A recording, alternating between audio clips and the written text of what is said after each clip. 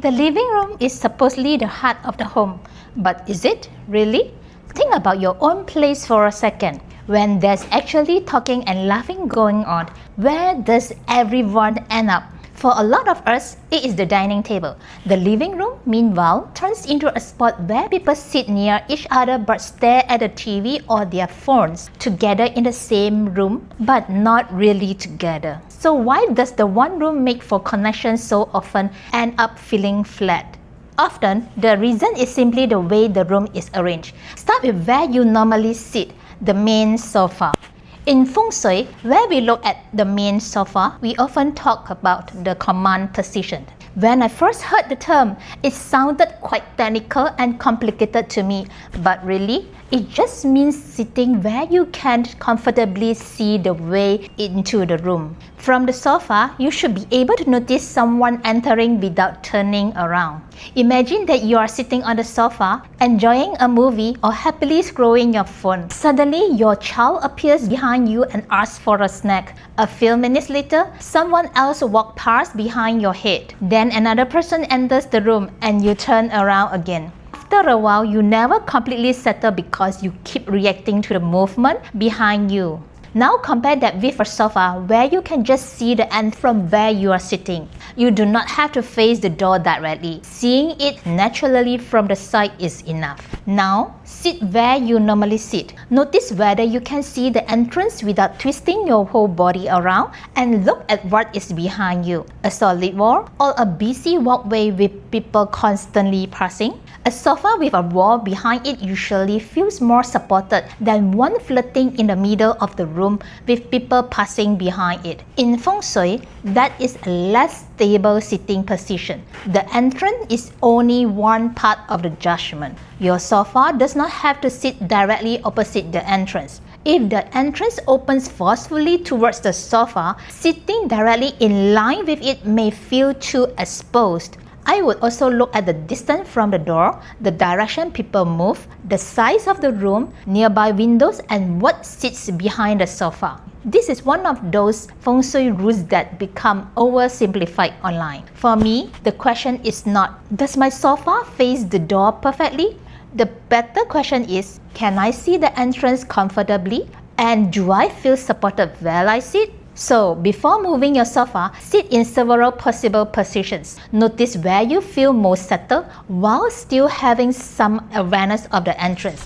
Next, look at how people move and talk in the room. A good living room has to do two things at once. Let people move through easily and still keep them close enough to connect. In Feng Shui, we talk about Qi, energy, needing a flow through a space without getting blocked. Clear movement does not require pushing every chair against the wall and leaving the center empty. The sitting should still encourage a connection. Think about what happens when relatives or friends visit. Notice whether guests can face one another naturally or whether every chair points at the television and forces people to twist around to talk. A good arrangement allows people to speak naturally without feeling too far apart or crowded together. Now, let's imagine a family gathering. Someone is carrying a tray of drinks. Children are sitting on the floor with some toys around. Another person is trying to walk from the entrance to the balcony. A large coffee table forces everyone to make the same little sideways movement around it. The room may technically be spacious, but the way furniture is arranged makes it feel congested and cramped. Start at the living room entrance and walk towards the sofa. Then walk towards the window, the television, and the next room. Try to notice where your body naturally slows down, turns sideways, or avoids a corner. Those are the places I would pay attention to first because the layout is already making you adjust your movement. If one chair is blocking the entrance, try changing its angle. If the coffee table dominates the room, move it temporarily and observe how the space feels without it. Sometimes the best Feng Shui improvement is not adding anything at all. It is removing the one piece of furniture that keeps getting in the way. Once it is gone, the walking path and sitting area may become immediately easier to use.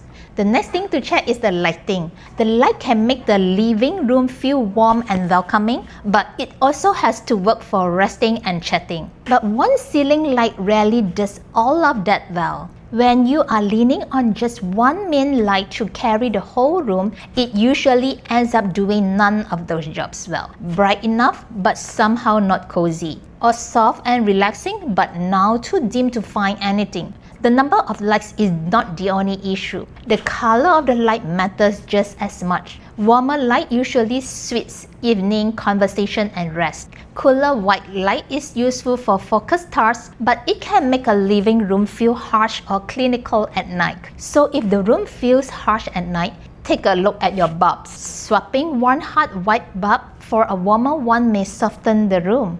Think about a family movie at night. Leave the bright ceiling light on, and somebody grumbles it's too glaring to watch the screen properly. Turn it down or swap to one small lamp, and now the room is so dim you are squinting to see anything. Instead of relying on one ceiling light, use daylight when you have it.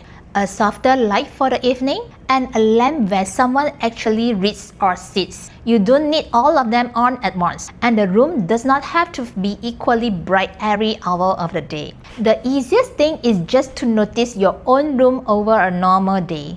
In the morning, notice whether closed curtains are blocking useful daylight. In the afternoon, check for glare on the televisions, and at night, look for the corners the main light does not reach. A permanently dark corner can become an area nobody wants to use, but the other extremes no good either. Bright light everywhere all the time, and you can never really relax. And this does not require an expensive lighting system. Open the curtains during the day, swap out the one bulb that's too harsh, add a single movable floor lamp near where the family actually sits. One lamp in the right spot can completely change how a room feels to be in. The fourth check is clutter, especially in the area directly in front of the sofa. And I am not talking about keeping the room perfectly tidy. A living room is a place where people actually lived. It is not supposed to look like some untouched showroom. Toys during playtime or a blanket left on the sofa are part of normal family life. Where clutter starts to matter is when things stop moving, when the same pile sits in the same place for days, gets in the way, or slowly takes over an area you are actually trying to use. Think about coming home exhausted. All you want is to drop onto the sofa straight away. But first, you move the iPad off the sofa. Then you shove aside a couple of books and pencils. You fold the pile of clothes that has been sitting there and dig around under the magazine for the remote. Before you have even sat down, the room has already given you several small chores. Because you see the same pile every day, you may stop noticing it, but you still have to move around it and deal with it.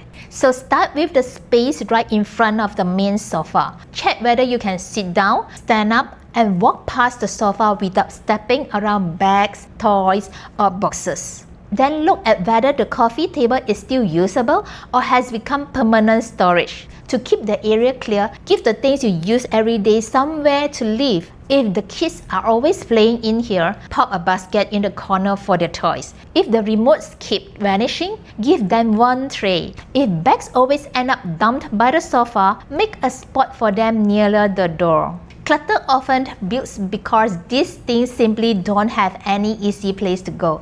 Nobody wants to carry every little things to the far end of the house, so keep its home close to where it is used. Once the path is clear, sit down and look at the corners pointing towards the sitting area. In Feng Shui, there is an idea called Sha Qi. The simplest way to think of it is cutting energy.